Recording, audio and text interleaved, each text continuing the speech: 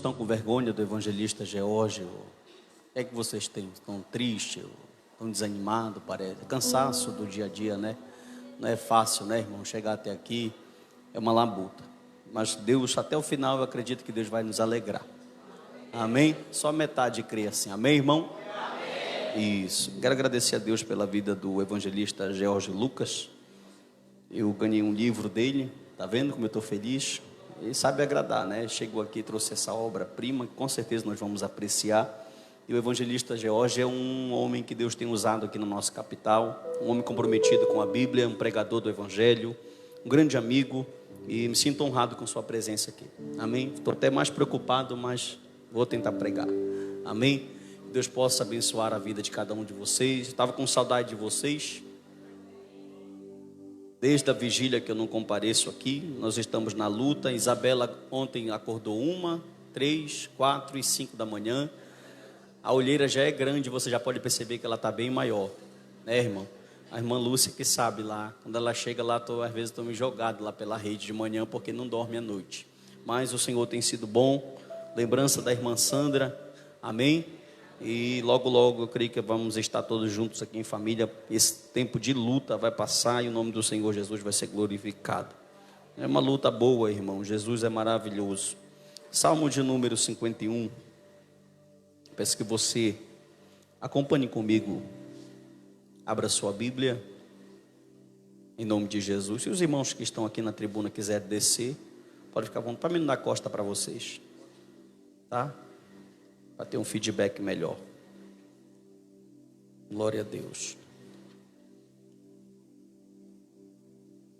Salmo de número 51. Um salmo muito conhecido. É um salmo muito pregado. E nessa noite queria fazer menção desse texto bíblico. Nós vamos tentar analisar os 19 versos. E eu peço que você tenha um pouco de paciência. Pegue sua Bíblia, abra ela. E nós vamos analisar algumas palavras no original, para nos dar o melhor entendimento. E eu tenho certeza que Deus tem uma palavra para falar ao nosso coração nessa noite. Amém, irmãos? Amém, queridos? Amém, graças a Deus. O Salmo de número 51, ele é um salmo bastante curioso. Toda vez que o povo de Israel, ele fazia um salmo de lamento, e esse salmo é considerado como um salmo de lamento, era quando o povo estava passando por uma dificuldade, ou na vida financeira, ou na vida espiritual, ou até mesmo de cativeiro, ou uma situação em que Israel estava sendo perseguido, tanto o reino do norte como o reino do sul, poderia estar sendo perseguido por um inimigo político, religioso, ou por uma nação diferente. E sempre que o povo se encontrava nessa situação, eles criavam esses salmos de lamento. Só que o inimigo que Davi enfrenta aqui, esse salmo é unânime, todos os comentaristas que eu li atribuem a autoria dele a Davi. E o que Davi estava lamentando aqui era contra um inimigo muito difícil de ser vencido. Qual, pastor? O pecado. Esse lamento de Davi vai ser por um inimigo que lá na frente ele vai dizer que: Senhor, o pecado me perturba sempre. Essa palavra sempre, ela tem um sentido no hebraico de vitalício. Era algo que era constante. Então esse inimigo que Davi está enfrentando aqui, ele não é um inimigo qualquer. Spurgeon, quando escreve no seu comentário acerca desse salmo, ele analisa muito bem o capítulo 1, o segundo livro de Samuel, capítulo de número 11 e o capítulo de número 12. Ele vai analisar a história em que o contexto desse salmo foi elaborado. Davi não foi para a guerra, acostumado a ir à guerra, e nesse dia ele não vai à guerra combater. Passa-se um ano, ele teria que sair para a guerra e ele não vai. E a Bíblia diz que ele vai passear no terraço do palácio, e lá ele encontra uma mulher muito bonita, chamada Betseba. E Davi, sabendo que ela era casada, mesmo assim, manda recolher ela para o seu aposento, e você conhece o restante da história. Comete um ato de adultério. Há um termo que os advogados, o Efraim que está estudando direito deve saber isso, não sei se você já ouviu, mas é chamado de teia de aranha. O que é isso, pastor? É um termo técnico que eles têm que só funciona quando cai algo leve. Se cair algo leve na teia de aranha, fica, mas se cair algo pesado, aquilo vai ultrapassar lá. E Davi, segundo a lei de Moisés, Davi teria que morrer. Era evangelista Jorge. Mas como Davi é rei, eles criaram um jeitinho lá para dar uma segunda chance para Davi. É interessante, né, que aqui no nosso país parece que vai preso só quem é pobre, né, irmão? Quem é rico parece que compra a sua liberdade. Você vê que o contexto não é, só mudou o tempo, a cronologia. E Davi está passando por um momento de muita dificuldade. Por quê? Porque o Davi que você conhece na Bíblia, olhe para mim, ele é um Davi adorador, é um Davi poeta, é um Davi que adora a Deus, que passa 3 meses em guerra, mas que quando chega vai tomar um banho para ir à casa do Senhor, o adorar. E agora Davi, por alguma razão, que é a razão do adultério cometido com Betseba, ele está se sentindo longe de Deus. Pior, alguns versos desse salmo vão dizer que Davi não tem nem certeza que Deus está próximo dele. Alguns versos vão dizer que ele perde a alegria de ter o Espírito Santo, e outros versos vão dizer que ele não sente mais nem a alegria da salvação. Spurgeon, comentando o versículo de número 4, o versículo de número 5, vai dizer que o pecado de Davi foi tão sério que Davi pensou em algum momento, parece que Davi nunca teria conhecido ao Senhor por tão grande delito que ele cometera contra a lei de Deus. E o salmista vai discorrer nesses 19 versos que nós vamos analisar aqui, algo de como é que ele faz para que ele possa ter novamente a comunhão dele restabelecida com Deus. E esse salmo vai chamar a atenção porque Davi vai nos dar pontos fundamentais para que nós possamos aprender. Todos os salmos são didáticos. Que é isso, pastor? Eles vão te ensinar algo de Deus, eles vão te ensinar um atributo de Deus, eles vão te ensinar o que é Deus, eles vão te ensinar como fazer uma doxologia, como adorar a Deus. O versículo de número 1, você pode observar comigo o verso de número 1, por favor? Acompanhem comigo na sua Bíblia. Davi vai começar dizendo: tem misericórdia de mim. Preste atenção como é que ele já começa o salmo. Algo foi tão sério que ele já usa só no versículo 1 2 palavras hebraicas que vão exprimir um delito grande. Por exemplo, leia comigo: tem misericórdia de mim, ó Deus, segundo a tua benignidade, apaga as minhas transgressões, segundo a multidão das tuas o quê? O que foi que Davi fez de tão errado que ele começa apelando para misericórdia, a palavra hebraica Hanan, e para benignidade, a palavra hebraica Aham? Repita comigo, diga Hanan, Aham. O que Davi logo tem para começar o salmo dizendo: Deus misericordioso? Essa palavra Anã, que é a palavra traduzida na sua Bíblia como misericórdia, ela significa na literatura poética, no salmo, alguém que está pedindo ou que está dando benevolência para um necessitado. Mas quando essa palavra misericórdia, irmão George, ela é atribuída fora dos salmos, esse ser benevolente é Deus. Davi começa dizendo: Deus, da mesma forma que pessoas do reino chegam aqui com as suas causas, pedindo perdão por algumas coisas que eles cometem contra ti, eu quero me colocar debaixo do teu cetro e começar a te pedir perdão por um ato que eu cometi. Então me dá perdão, alcança a minha vida misericórdia diante de ti pelo ato que eu cometi. Ele vai usar uma outra palavra, repita comigo a palavra Aham. O que significa isso, pastor? É interessante que essa palavra, olha só, ela significa útero. Quando ele usa a palavra benignidade, essa palavra benignidade em alguns textos bíblicos, ela é traduzida como útero ou vísceras. Por quê? Ela tem um contexto de compaixão, ternura, misericórdia, entranha, que é da onde os hebreus acreditam que vem todo o sentimento. Davi está dizendo: Deus, eu sei que o Senhor é benevolente, e eu sei que o Senhor é longânimo, e eu tenho algo. É interessante que ele fala: ó Deus, ó o quê? Ó Deus, aqui é Elohim. Só que Elohim é atribuído a deuses no plural. Pode ser Baal, pode ser Astarote, mas só que o artigo ó, significa o Deus Supremo.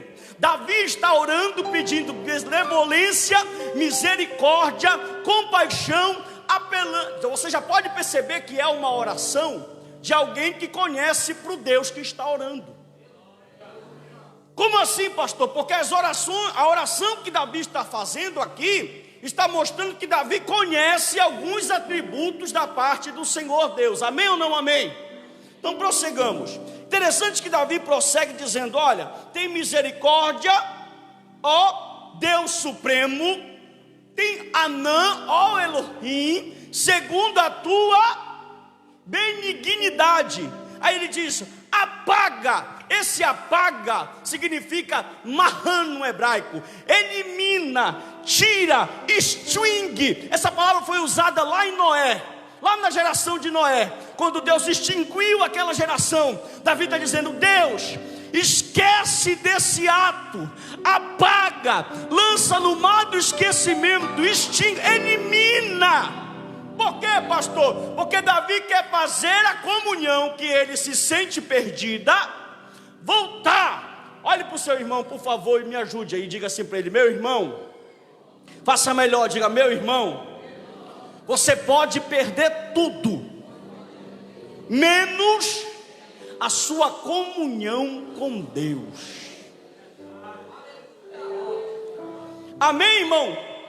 Amém, irmão? Quando ele usa a palavra transgressão, acompanhe comigo. Deus apaga, elimina, extingue, lança para fora as minhas pesar.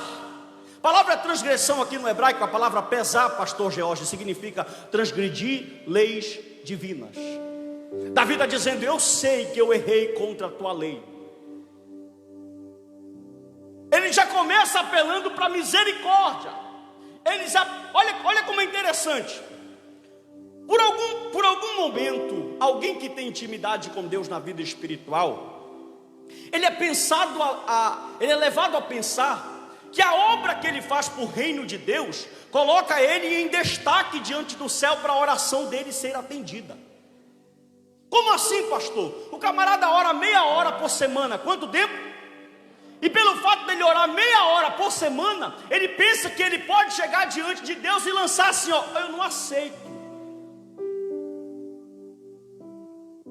Davi conhece tanto a Deus que ele sabe o meio, glória, de tocar o coração dele. E ele já vai apelando, dizendo: eu sei que tu é misericordioso, eu sei que tu é benigno, eu sei que tu esquece pecado. Então, olha, eu transgredi as tuas leis, apaga as minhas transgressões. Versículo 1: segundo a multidão das tuas. Aí olha o que ele vai dizer, irmão, esse homem se sente sujo. Como assim, pastor? Olha o verso 2: lava-me. Só no verso 2 ele diz: lava-me e purifica-me. Ele não quer só ser lavado, ele está se sentindo tão imundo. Olhe para mim, por favor, aqui.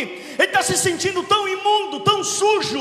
O que ele perdeu aqui foi algo tão sério, que no verso 2 ele diz: me lava, me purifica. Olha o que é essa palavra lavar. Deixa eu te ajudar aqui. É a palavra cabas. O que significa isso? Esse verbo tem conotação no original de alguém que quando ia lavar roupa, ele falava assim, ó: lava-me. E eles pegavam a roupa e pisavam assim, ó.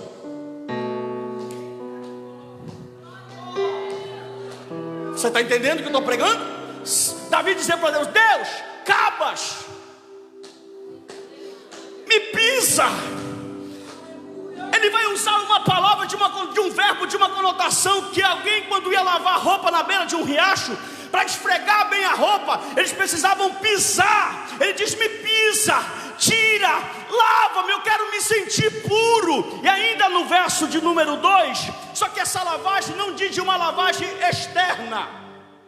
Davi está dizendo: por fora eu ainda estou vestido como rei, Senhor. Por fora ainda uso coroa. Por fora ainda tenho cetro. Por fora ainda sou respeitado. Mas por dentro está sujo. Pisa, Senhor. Pisa, Senhor. Lava, Senhor. Olhe para o seu irmão aí, por favor. Daqui a pouco esquenta. Olhe para ele, por favor. E diga assim para ele: Deus te trouxe aqui para te pisar nessa noite. Diga para ele: Deus te trouxe aqui para te lavar nessa noite, mas para lavar lá dentro, naquele lugar. Preste atenção. Ele diz no verso 2, acompanha comigo: lava-me completamente da minha iniquidade e purifica-me do meu batatá. Irmão, é assim que se pronuncia no hebraico. Ele usa a palavra purifica-me. Repita comigo, diga nakar. Nakar significa claro, limpo, sem culpa, inocente, absolvido. Ele fala: Deus, me pisa que eu quero me sentir como eu me senti outrora. Faz uma obra dentro de mim que eu não sinto mais a presença como eu sentia. Quando vamos conjecturar, quando eu pego a harpa para tocar e eu dedilho ela, quando eu pego o saltério para cantar e eu tento fazer, não é mais. Então me lava. Me lava, Senhor, purifica-me. Nakar, o que significa nakar, pastor? Me deixa claro, me deixa limpo, me deixa inocente, me absolve, Senhor. Preste atenção, a oração está sendo feita. Em nenhum momento você viu Davi falar assim: Senhor, tu lembra das batalhas que eu conquistei? Senhor, tu lembra de todos os triunfos que Israel conquistou através das minhas mãos? Dos prepúcios dos filisteus, das guerras, dos comandos, das saídas, das entradas, porque de Golias. Porque Davi não pede isso e coloca isso em xeque, pastor George? Porque Davi sabe que todas as vitórias e conquistas, vitórias que ele conseguiu, não foi pela força do seu braço, mas foi pela força. E ele sabe, tanto, olhe para mim, tanto que no Salmo ele vai dizer: eu sei que tu não resiste um coração contrito e um coração aquebrantado. Oh, aleluia, preste atenção. Quando ele fala pecado, essa palavra batarra significa um delito contra Deus. Olha o que diz o verso 3, leia comigo. Ele vai dizer assim, ó: Senhor, porque eu conheço as minhas... Eu quero que você leia mais uma vez, por favor. Verso 3, porque eu conheço. Essa palavra conheço é a palavra hebraica yadar, que significa confessar.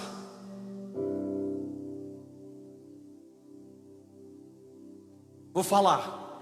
Você chegou aqui e conhece o seu pecado. Conhecer o pecado é uma coisa.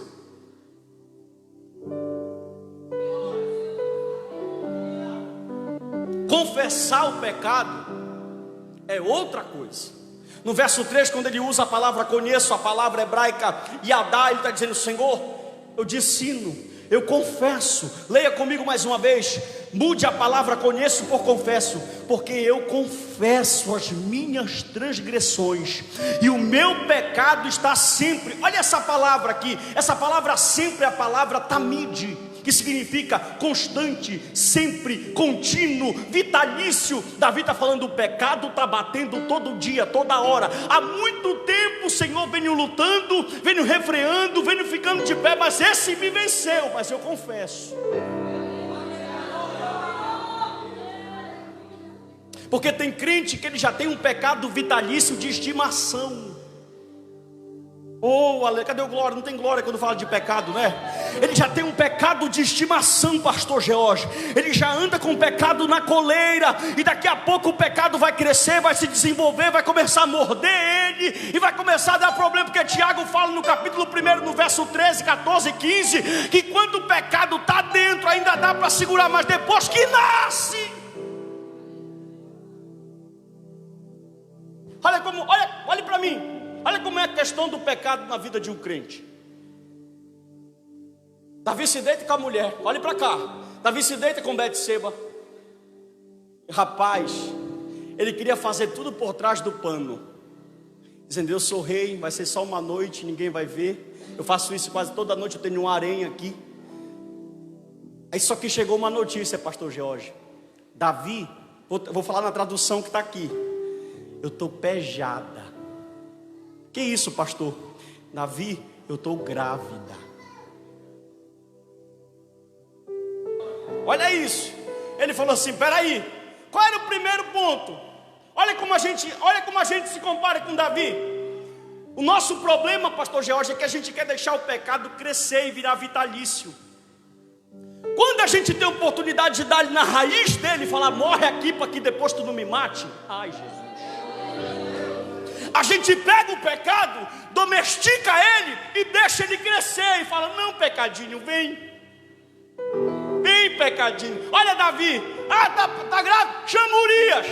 Meteu o homem no vinho, colocou ele na comida, banquete, serviu, embebedou ele. E ele disse assim, desce agora, vai lá na tua casa, te deita com a tua mulher. Tu estava na guerra, só que para descontentamento de Davi, Urias é um homem injusto.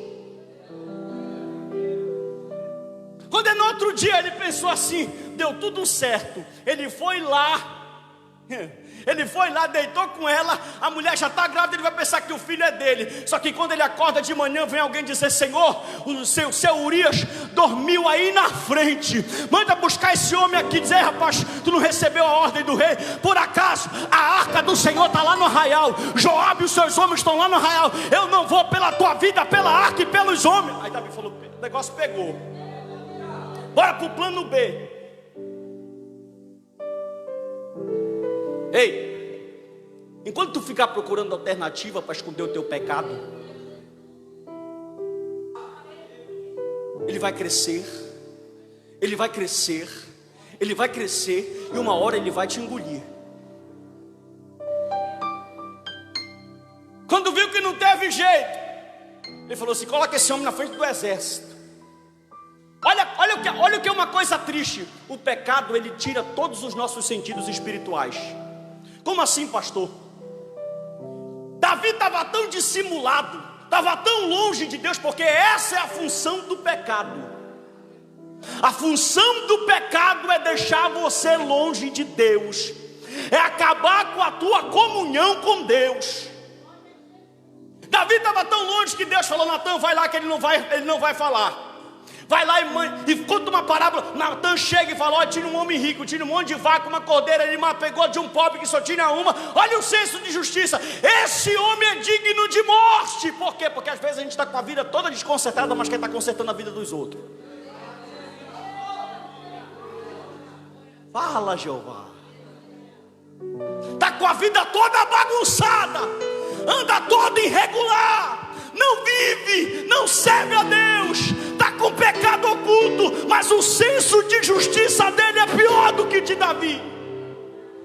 Só que nessa noite Natan está aqui, e Natan não é pastor Narciso, Natan é esse livro que está aqui na minha mão, ó. Nessa noite Natan está dentro dessa casa de oração dizendo, ei!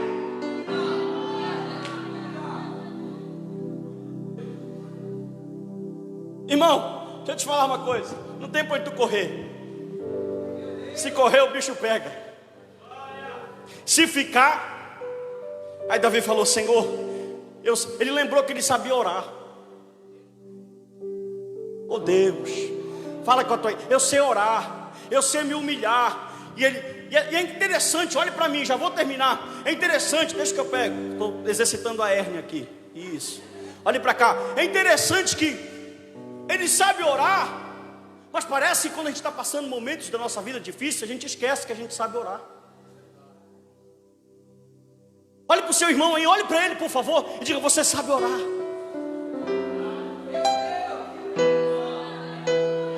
Não, ele esqueceu, irmão, diga, ele vai dar um glória. Diga para acordar e diga, você sabe orar.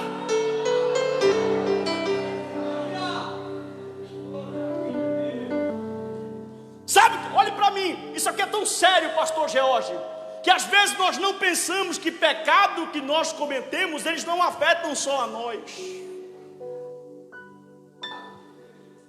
Isso é tão sério que eu estou pregando aqui nessa noite, que pecados que nós deixamos para resolver lá na frente, não vão afetar só você.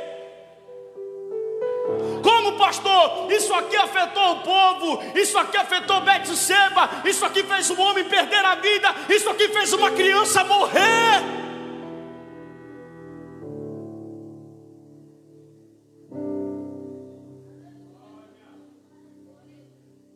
Preste atenção, versículo de número 4, o rompimento da comunhão.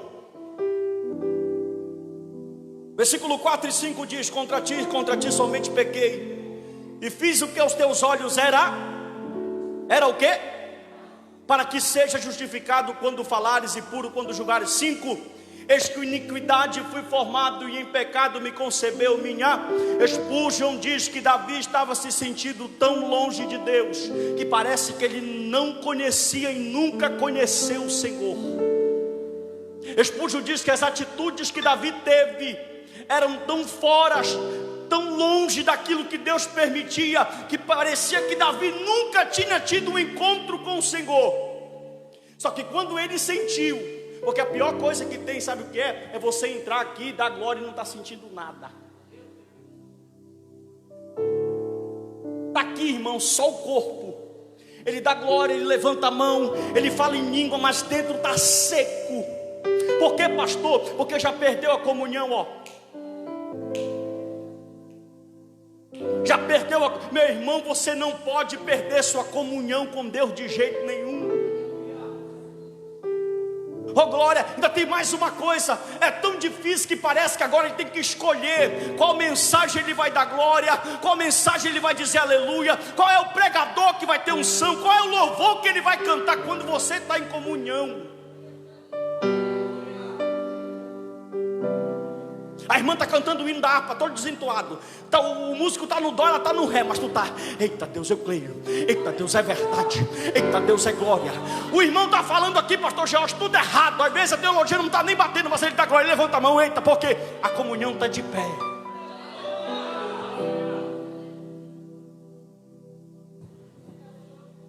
Imagine, olhe para cá. Imagine Davi, me dá a harpa aí. Levita, traz a minha harpa. E ele vai. Quando ele dá aquele som suave, o som é bonito, mas aqui dentro, ó, oh Deus, vamos lá, vou terminar, preste atenção. Davi então vai fazer o seguinte, o que? Do verso 7 ao verso de número 12, ele vai pedir purificação e renovo, vai confessar, vai reconhecer, para poder alcançar perdão. Preste atenção que o verso de número 9 e o verso de número 10 mostra que realmente esse homem está arrependido. Leia o verso 9 que diz assim, ó: esconde a tua face dos meus pecados e apaga todas as minhas iniquidades. Olha o 10: cria em mim, ó Deus, um coração puro e renova em mim um espírito.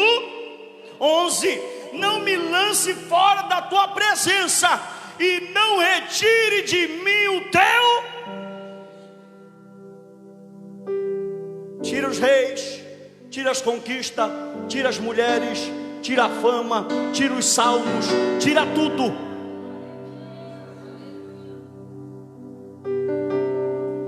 Mas não tira de mim.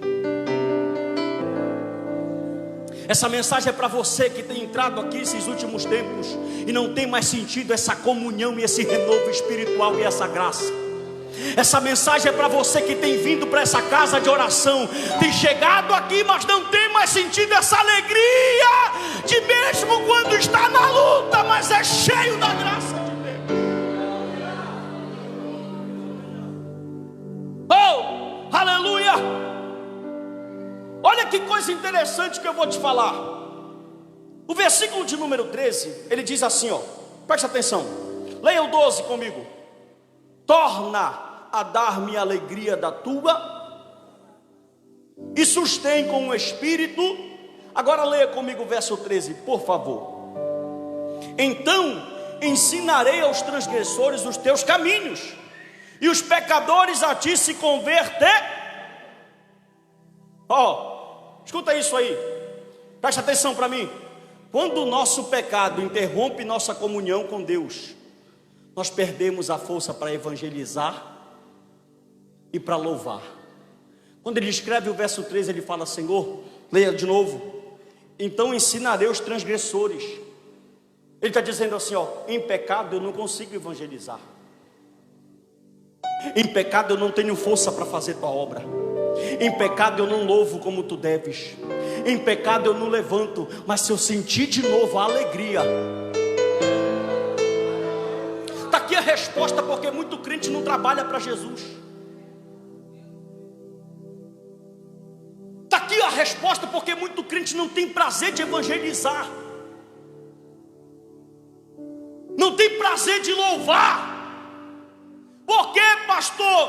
Porque quando o pecado corrompe a nossa comunhão, perdemos a força para divulgar a palavra de Deus. Quando você está bem com Deus, você chega com o seu pastor e diz: pastor, bora evangelizar, pastor, bora fazer isso, pastor, bora fazer culto de rua. Quando você não está bem na comunhão com Deus, nem no culto você quer vir.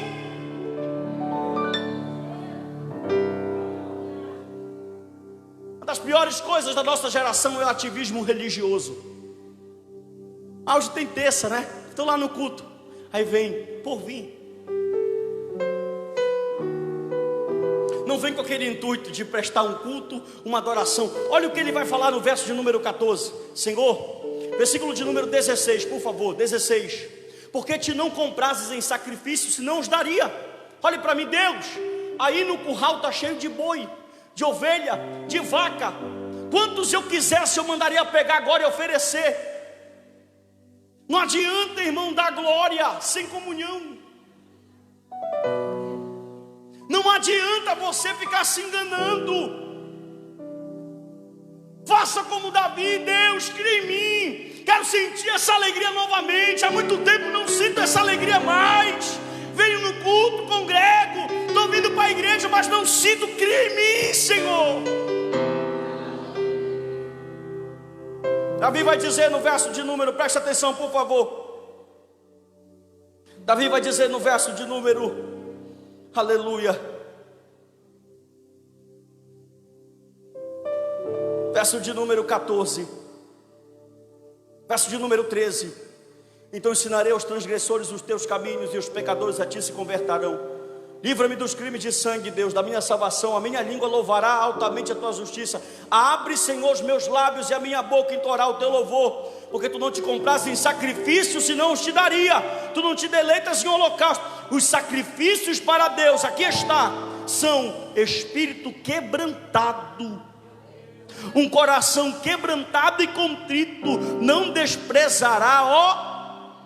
O que Deus quer de você nessa noite e de mim é que nós cheguemos nessa noite diante do altar dele dizendo: Deus, eu reconheço que a minha comunhão está quebrada e que eu preciso restabelecer ela diante de ti.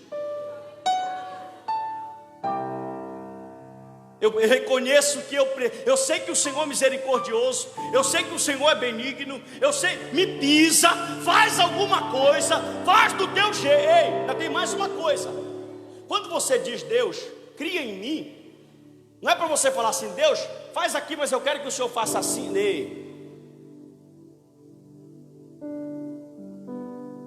deixa Deus trabalhar. É Ele que tem que agir, é Ele que tem que fazer. É Ele que sabe a forma como Ele vai fazer. É Ele que sabe o modo como Ele vai agir. Glória. Para concluir, versículo de número 19: então te agradará de sacrifícios de justiça, dos holocaustos, das ofertas queimadas. Então se oferecerão novilhos sobre o teu. Como você chegou nessa noite aqui, irmão? Como é que está a tua comunhão com Deus? Quando é que você vai dizer: Deus, eu preciso voltar.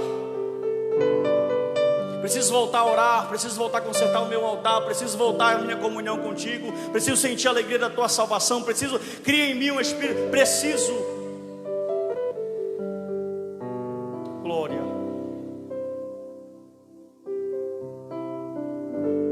Amém, irmão? Amém, irmão? Fique de pé comigo em nome de Jesus. Eu quero orar pela sua vida.